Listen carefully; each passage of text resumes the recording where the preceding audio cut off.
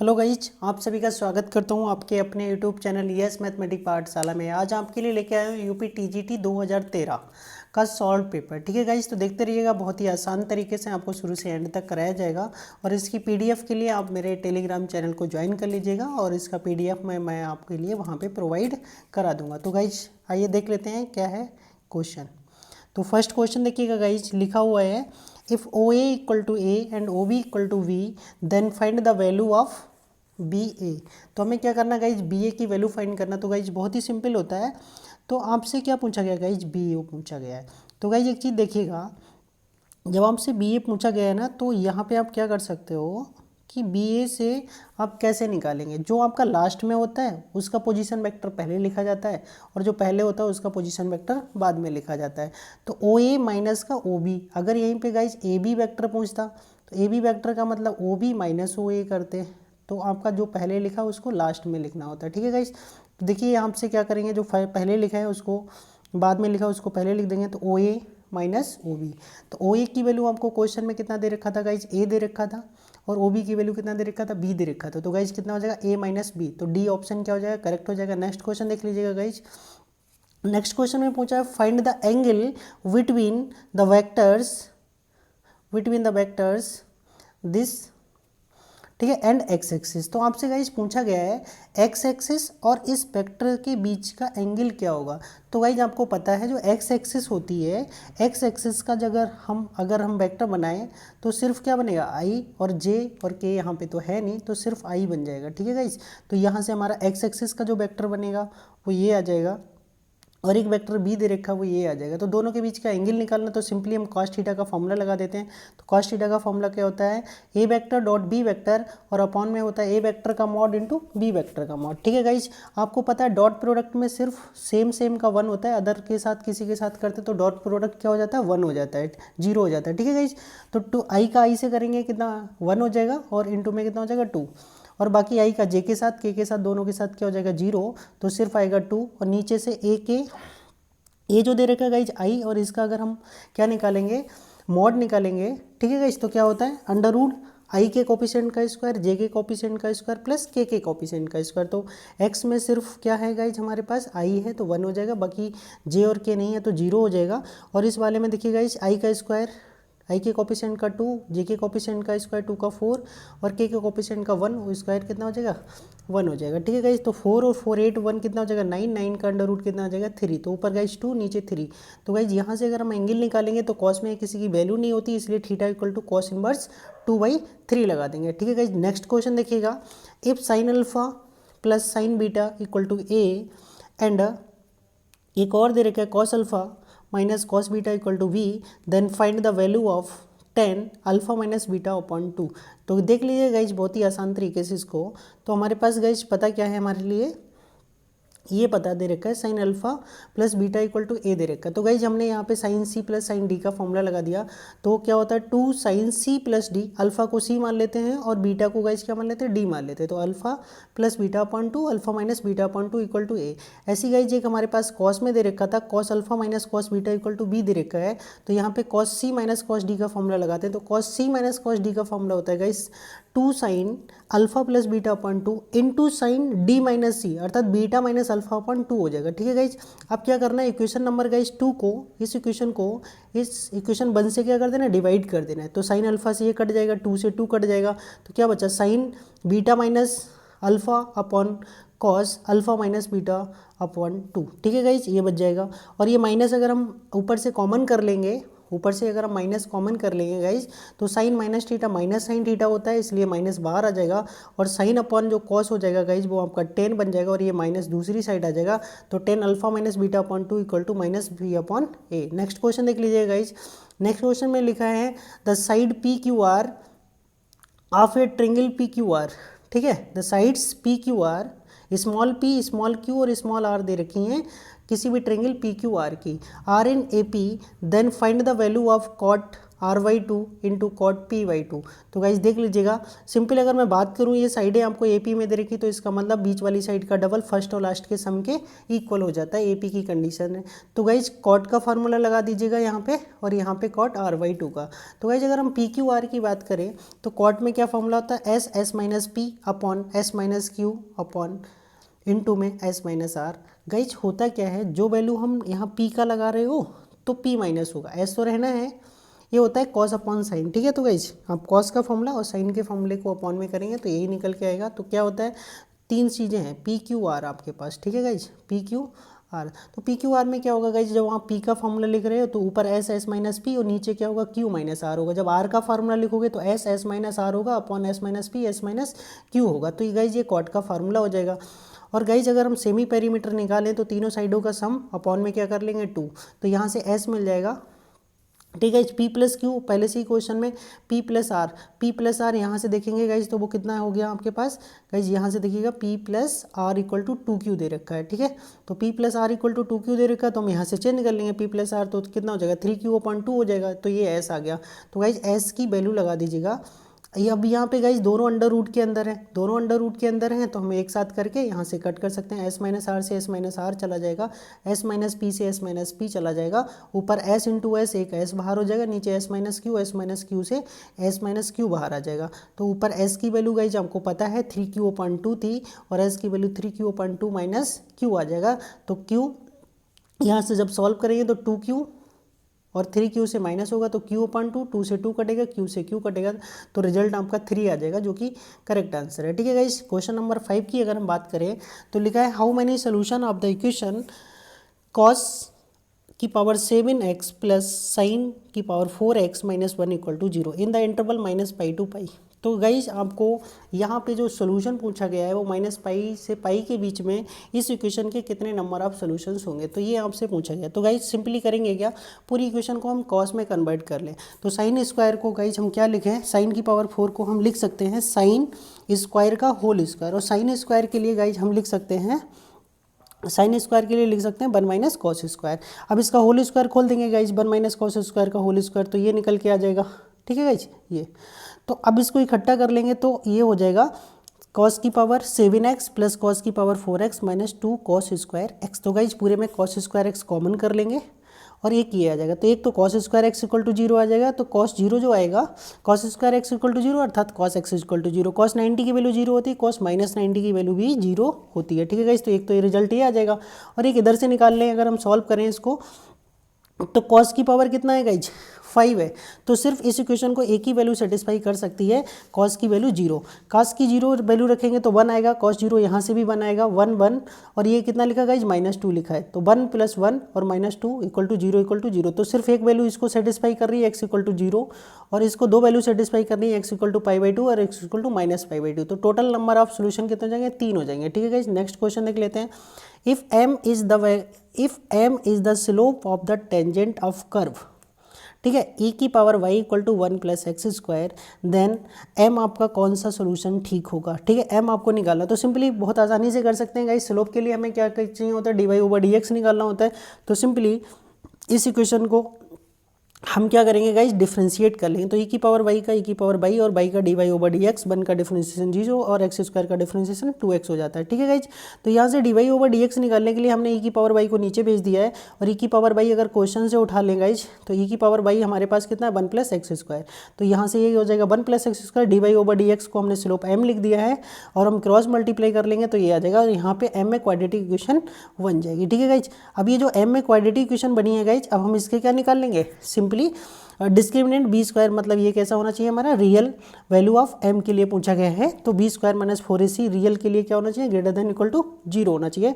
तो यहाँ से जब हम कंडीशन निकालेंगे गाइज, तो हमारा कितना निकल के आ चुका है, m is 4 greater than equal to 4m², तो 4 से 4 कट जाएगा, तो गाइज यहाँ से जो वैल्यू आ चुका है हमारा, ये आ चुका है ये। ठीक है गाइज, तो हमारे पास अब ये जो वैल्यू आएगी, यहाँ से आप सिंपली क्लियरलीफाई कर सकते हो, चाहे तो लाइन बना के कर सकते हो। तो यहाँ से दो क्रिटिकल पॉइंट आएंगे, एक m इक्वल टू कितना आएगा गाइज, एक m इक्वल टू आपका 1 आ जाएगा, और एक m इक्वल टू -1, तो ये -1 आ जाएगा, एक +1 आ जाएगा। ठीक है गाइज, तो प्लस माइनस हम प्लस करते हैं गाइज, ठीक है, प्लस माइनस प्लस। अब इस तरह से अगर हम इसका डिब्बा बना लें तो हमारे कौन सा पार्ट मतलब का है, तो नेगेटिव पार्ट हमारे मतलब का हो जाएगा, क्योंकि गाइज ये कैसा लिखा है, लेस देन जीरो है, जीरो से छोटी वैल्यू का मतलब क्या होता है, नेगेटिव पार्ट। तो नेगेटिव पार्ट कहाँ से आएगा गाइज, -1 से 1 आएगा, अर्थात m जो बिलोंग करेगा -1 से 1 क्लोज इंटरवल में बिलोंग करेगा। तो ये गाइज हम इस तरह से लिख सकते हैं, ठीक है गाइज। ओके, तो आगे देख लीजिएगा, क्वेश्चन नंबर 8 देख लेते हैं। यहाँ पे आपको दे रखा है guys y = mod x plus mod x - 2 then the value of dy/dx at x = 2। तो गाइज हमसे क्या पूछा, डेरिवेटिव पूछा गया x = 2 पे। तो गाइज बहुत ही आसान तरीके से, तो इसका क्रिटिकल पॉइंट अगर गाइज हम बात करें तो इसके दो क्रिटिकल पॉइंट हो गए, यहाँ से 0 निकल के आएगा और यहाँ से 2 निकल के आएगा। तो गाइज देख लीजिएगा, x = 2 और x = 0 दो इसके क्रिटिकल पॉइंट होंगे। तो यहाँ पे ये मॉड कैसे ब्रेक होगा उस चीज़ को सबसे पहले देख लेते हैं, ठीक है गाइज। अगर हम बात करें गाइज, अगर ये जो वैल्यू दे रखी है x = 2, तो x = जो 2 लाइन होगी यहाँ पे, ये 2, तो 2 से इस साइड ये कैसा होगा, नेगेटिव होगा, और 2 के राइट में ये कैसा होगा, पॉजिटिव होगा। और ये वाला जो मॉड है, मॉड x = 0, ये 0 पे ब्रेक होगा, अर्थात 0 से लेफ्ट में नेगेटिव होगा और 0 से राइट में कैसा होगा, पॉजिटिव होगा। क्यों पॉजिटिव होगा, 0 से छोटी वैल्यू अगर आप यहाँ पे रखोगे तो x की 0 से छोटी वैल्यू नेगेटिव लगाओगे तो x कैसा होगा, नेगेटिव। और तो नेगेटिव होगा इसलिए आपको पहले से माइनस लगाना पड़ेगा, क्योंकि मॉड जो होता है वो ऑलरेडी पॉजिटिव वैल्यू देता है। ऐसे ही यहाँ पे x को अगर 2 से छोटी वैल्यू लगाएंगे, -2 से छोटी वैल्यू, जैसे -3 लगा दिया, कुछ भी लगा दिया, तो ये वैल्यू क्या देगा गाइस, नेगेटिव देगा, ठीक है। तो इसलिए सॉरी 2 से छोटी लगाना है, -2 से छोटी नहीं, 2 से छोटी जब लगाएंगे, जैसे 1 लगा दिया तब भी नेगेटिव मिलेगा, 2 लगा दी, 0 लगा दिया तब भी नेगेटिव मिलेगा, -1 लगा दिया तब भी नेगेटिव मिलेगा, अर्थात 2 से सारी छोटी वैल्यू पे ये नेगेटिव दे रहा है, अर्थात 2 से छोटे पे ये कैसा रहने वाला है, नेगेटिव रहने वाला है। तो गाइज हम यहाँ से सिंपली देख लेंगे, अगर हम x की वैल्यू सबसे पहले लेस देन 0 की बात करते हैं, तो लेस देन अगर 0 की बात करते हैं तो गाइज यहाँ पे जो mod x होगा हमारा, जो mod x होगा, तो वो mod x हमारा क्या देगा गाइज, वो 0 से छोटे पे नेगेटिव देगा, और ये भी 0 से छोटे पे क्या देगा, नेगेटिव। तो दोनों वैल्यू यहाँ से क्या मिलने वाली है guys, negative. Guys x = less than 0 की बात करेंगे तो पहला भी नेगेटिव मिलेगा और दूसरा भी क्या मिलेगा, हमारा नेगेटिव मिल जाएगा, ठीक है गाइज। जब ये नेगेटिव होगा तो गाइज यहाँ पे एक नेगेटिव का साइन लगा लेना है, तो x माइनस और यहाँ से x कैसा हो जाएगा, तो गाइज यहाँ पे आप देख लीजिएगा, तो किस तरीके से करेंगे, ये जो x यहाँ पे हमने क्या लिया है, x जो है वो 0 से छोटा ले रखा है, ठीक है गाइज। तो x छोटे से हमारा कैसा आ जाएगा, नेगेटिव आ जाएगा। तो इस कंडीशन पे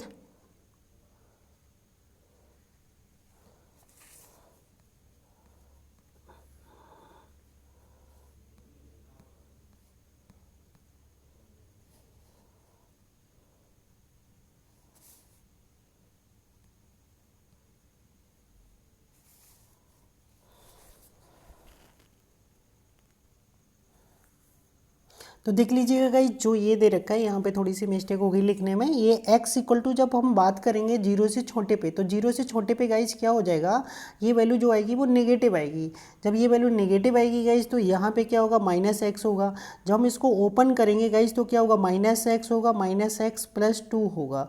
तो गाइज ये जो पहला आएगा वो -x 2x + का 2 होगा। तो गाइज यहाँ के साथ साथ में माइनस का 2x आपको और ऐड कर लेना है, ठीक है गाइज। बट ये क्वेश्चन हमसे जो पूछा गया है वो x = 2 पे पूछा गया है, तो x 0 से लेस पे कोई फ़र्क नहीं पड़ने वाला, इसलिए क्वेश्चन ठीक है आगे, ठीक है गाइज। अब हम बात करें गाइज x 0 से बड़े पे, ठीक है, या 0 पे, तो वहाँ पे x हमारा पॉजिटिव मिलेगा, बट हमारा जो ये वाला पार्ट है वो नेगेटिव मिलेगा। क्यों नेगेटिव मिलेगा, अगर x हमारा 0 है या 0 से छोटा है तो गाइज ये वाला पार्ट हमारा क्या रहने वाला है, नेगेटिव। नेगेटिव रहेगा तो इससे पहले हमें नेगेटिव लगाना पड़ेगा। जब नेगेटिव लगाएंगे तो यहाँ से कितना आएगा, रिजल्ट 2 निकल के आएगा।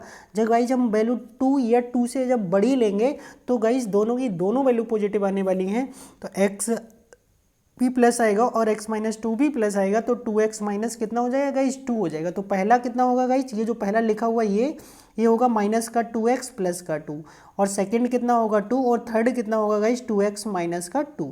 तो ये तीनों वैल्यू आने वाली है गाइज। फर्स्ट वैल्यू को आप करेक्ट कर लीजिएगा, थोड़ा सा भाई मिस्टेक लिख गया है। तो गाइज जब हमसे क्या पूछा गया है, डेरिवेटिव की बात की गई। जब डेरिवेटिव की बात की गई तो हम इसका डेरिवेटिव लेफ्ट हैंड डेरिवेटिव निकालेंगे और राइट हैंड डेरिवेटिव निकालेंगे। तो गाइज राइट हैंड डेरिवेटिव क्या होता है, ये फार्मूला होता है, इसमें प्लस के साथ चलता है, fx + h - fx होता है। तो 2 पे निकालना था तो 2 + h हो जाएगा, और माइनस का कितना, x की वैल्यू 2 पे निकालना है गाइज, तो 2 हो जाएगा। अपॉन में कितना आ जाएगा, h आ जाएगा। अब 2 + h मतलब 2 से बड़ी वैल्यू, और 2 से बड़ी वैल्यू गाइज कौन सी है, यही आती है हमारी 2 से बड़ी वैल्यू। तो 2 से बड़ी वैल्यू में यहाँ पे x की जगह कितना लगा देंगे, 2 + 2h लगा देंगे। तो 2 + 2h लगाओगे तो ये वाला रिजल्ट निकल के आएगा, और इधर से हमारा 2, और 2 पे इक्वल टू पे कौन सी, इक्वल टू पे भी यही वैल्यू है, तो इक्वल पे भी यहीं पे लगाएंगे। ठीक है गाइज, तो ये लगाने के बाद गाइज हमारी जो राइट हैंड लिमिट आई है सॉल्व होके वो कितना आ गया है, 2 से 2 कट जाएगा, सब कट 2h/h बचेगा, h से h कट जाएगा तो 2 आएगा।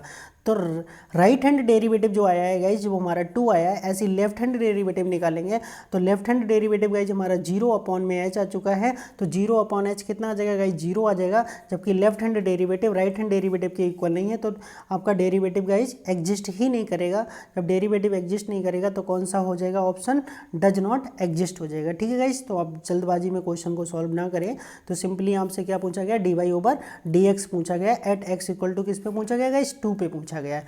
और गाइज अगर आप सिंपली अगर बात करें तो आपको इस तरह से सॉल्व करना पड़ेगा, इसलिए आपको डेरिवेटिव निकालना पड़ेगा। आप सिंपली इसका डिफरेंशिएशन करके 2 नहीं लगाना है, जल्दबाजी में गलत कर सकते हैं आप। ठीक है गाइज, ओके, तो नेक्स्ट क्वेश्चन देख लीजिएगा गाइज। नेक्स्ट क्वेश्चन आपको दे रखा है गाइज, तो यहाँ पे बोल रखा है x + 1/x equal to 2, then find the value of x³ + 1/x³ कितना होगा। तो गाइज आपको एक बात बहुत ही आसानी से बता दूँ कि जो x + 1/x का होल स्क्वायर होता है वो कितना होगा, x² + 1/x² इक्वल टू 2 होता है गाइज।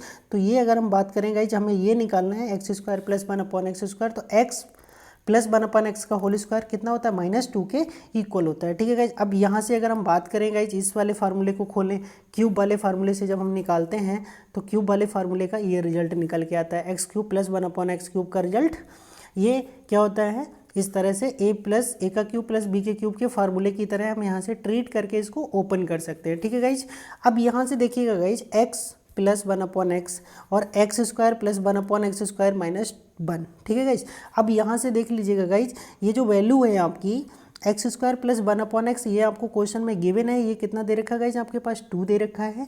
ठीक है गाइज, अब हमसे पूछा गया x² + 1/x², अगर हम इसकी वैल्यू की बात करें गाइज तो ये कितना होता है, x² + 1/x के होल स्क्वायर की वैल्यू -2, और ये गाइज आपको पहले से 2 दे रखा है, कितना दे रखा है गाइज, 2 दे रखा है।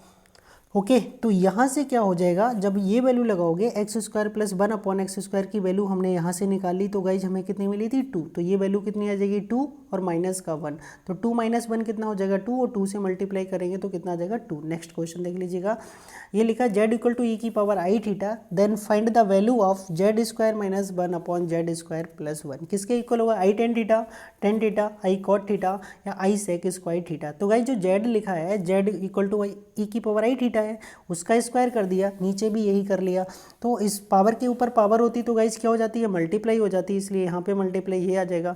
अब गाइज करना है क्या है, e की पावर जो i थीटा का फार्मूला होता है cos θ + i sin θ, तो वही फार्मूला यहाँ पे लगा दिया है गाइज।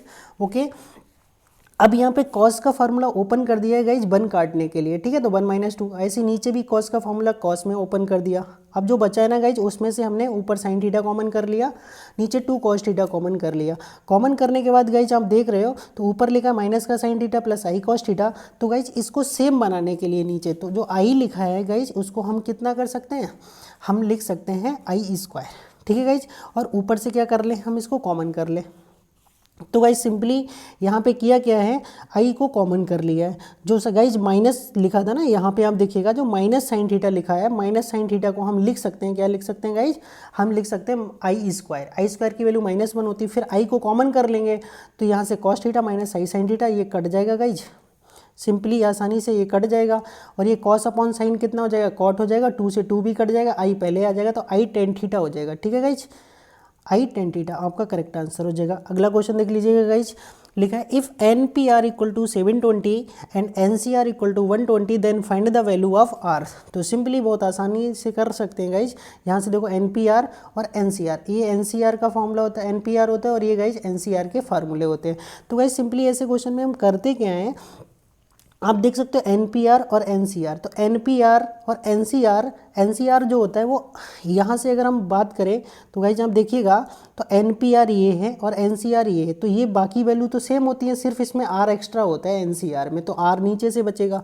ठीक है, 1/R बचेगा, वो ऊपर चला जाएगा, और इधर से कितना बचेगा, फैक्टोरियल 6 बचेगा, सॉरी 6 बचेगा, और 6 किसके इक्वल होता है, फैक्टोरियल 3 के इक्वल होता है। तो यहाँ से जो रिजल्ट आ जाएगा R = कितना आ जाएगा, फैक्टोरियल का 3 आ जाएगा। नेक्स्ट क्वेश्चन देख सकते हो गाइज, यहाँ से लिखा है if a vector equal to 2i plus J plus का 3k and B vector equal to 3i minus 2j plus का k, ठीक है, are two vectors then find the angle between them, ठीक है। तो आपके दोनों के बीच का क्या पूछा गया गाइज, आपसे एंगल पूछा गया है। तो ए इक्वल टू, तो सिंपली कॉस थीटा का फॉर्मूला लगा दीजिएगा, तो A vector into B vector upon A vector का मॉड इंटू बी वेक्टर का मॉड।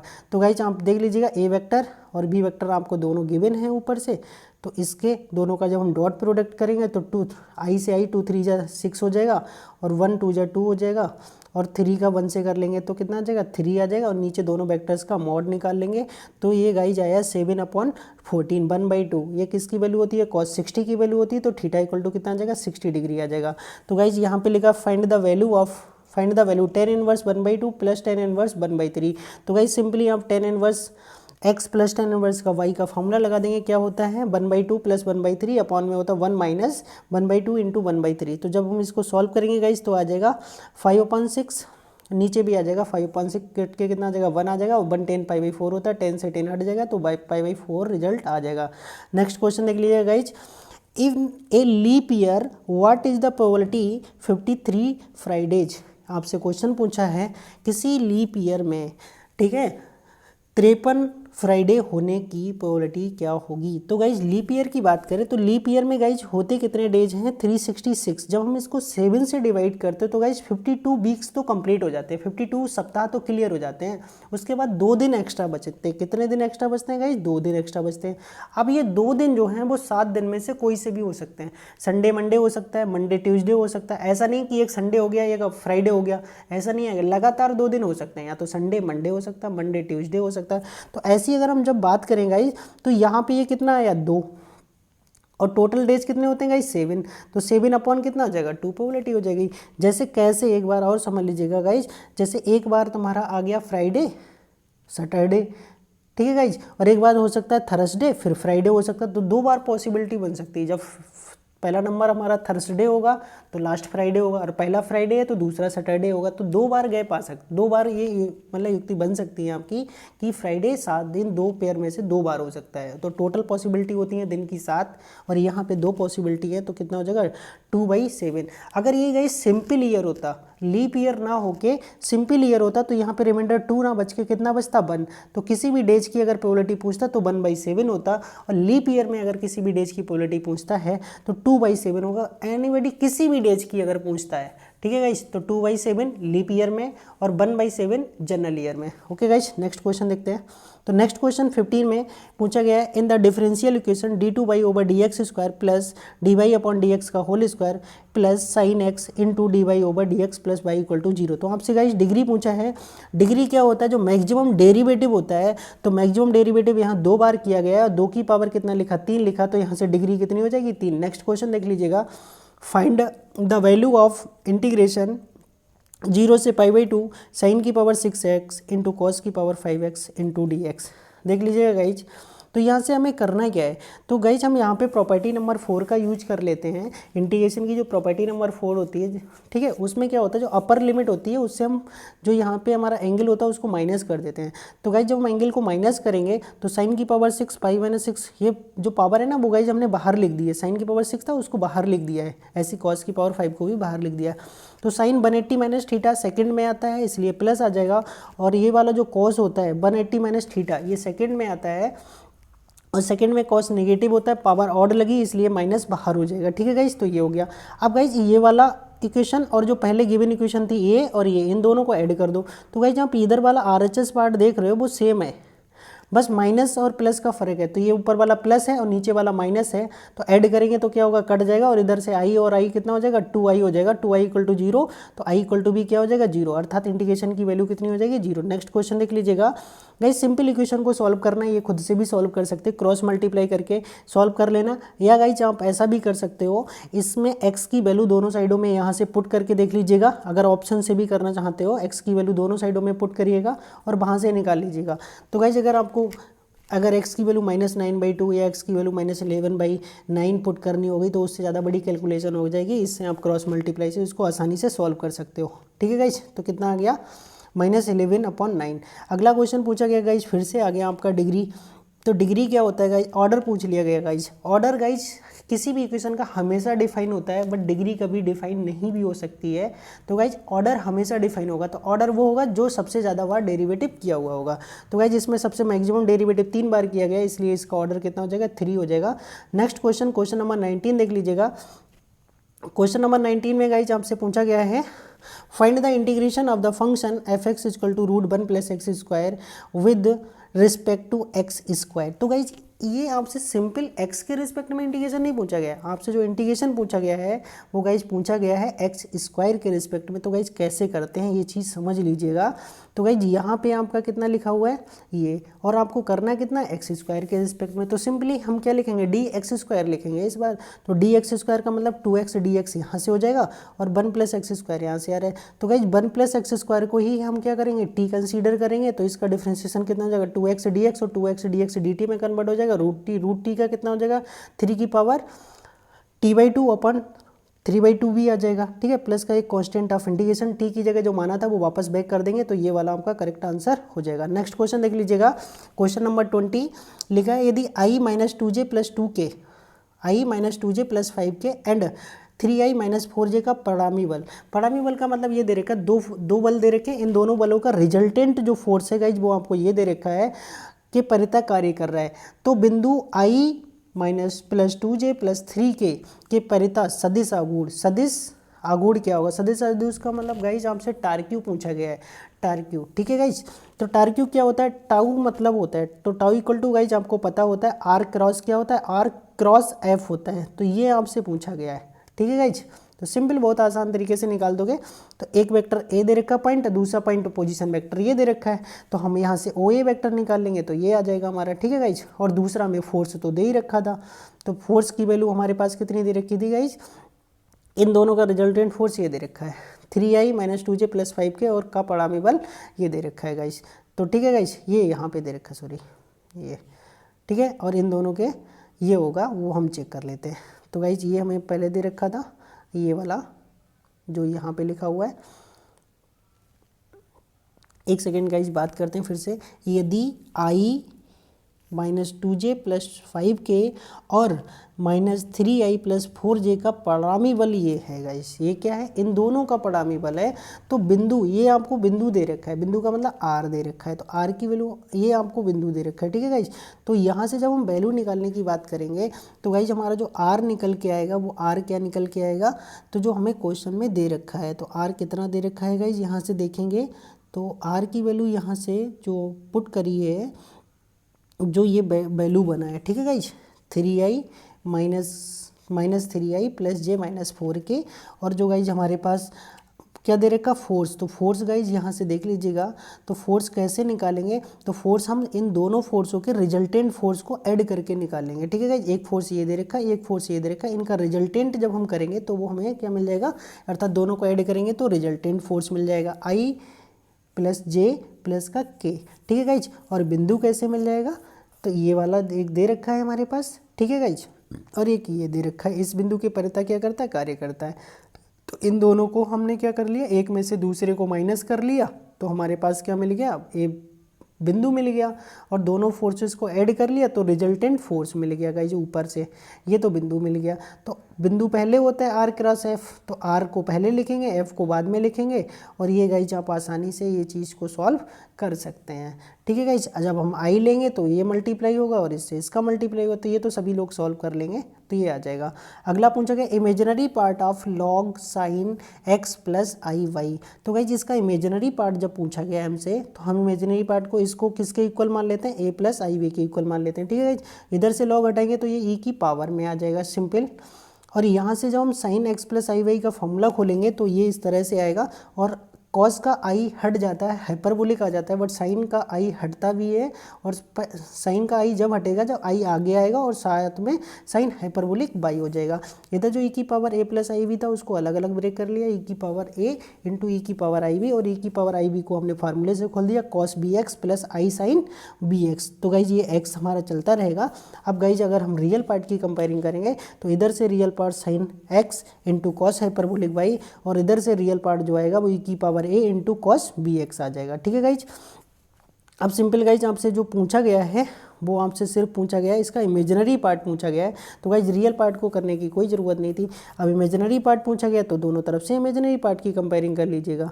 ठीक है गाइज, ये इसका रिजल्ट आ जाएगा। बट आपको जो रिजल्ट दे रखा है ना गाइज, वो देखो किस फॉर्म में दिया है, वो 10 की फॉर्म में दिया है। ठीक है guys, the part of the imaginary part of this.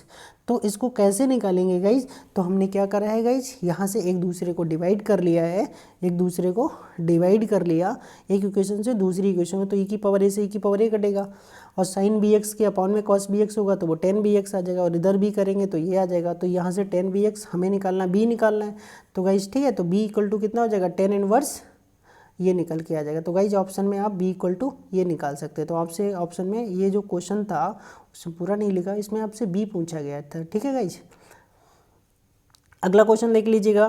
तो ये लिखा है 22 नंबर क्वेश्चन में y equal to X square और एक लाइन दे रखी है y equal to 4, find the area between the curve. तो गाइज एक तो हमारा y equal to X square ये एक पैराबोला दे रखा है और ये y इक्वल टू 4 एक लाइन दे रखी है, इनके दोनों के बीच का एरिया निकालना। तो सिंपल गाइज, अब गाइज एक बात बता दूं आपके लिए, तो ये देखिएगा आपका एक्स एक्सिस के अबाउट क्या है, वाई एक्सिस के अबाउट इसकी क्या है, सिमेट्री है। ठीक है गाइज, और ये हमारा एक पैराबोला बन गया y equal to X square और ये हमारी लाइन बन गई y इक्वल टू 4। ठीक है गाइज, तो सिंपली ये 2 से मल्टीप्लाई क्यों की, क्योंकि हमारा y एक्सिस के अबाउट सिमेट्री है। तो एक तरफ का निकाल लेंगे, 2 से मल्टीप्लाई कर लेंगे और लिमिट कहाँ से कहाँ तक लगाएंगे गाइज, 0 से 4 लगाएंगे और ये x dy हो जाएगा। वैसे बाई dx करते जब लिमिट y एक्सिस पे लगाई है आपने, मतलब dy की लगाई तो x dy करना पड़ेगा।